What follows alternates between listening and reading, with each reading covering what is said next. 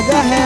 आगे छौड़ी तोरा चैलेंज हमरा कहूगे मंजू तोरे आन पर भले दहेज न लेबो मौगी लेबो जरूर तोरे आन पर भले दहेज न लेबो मौगी लेबो जरूर।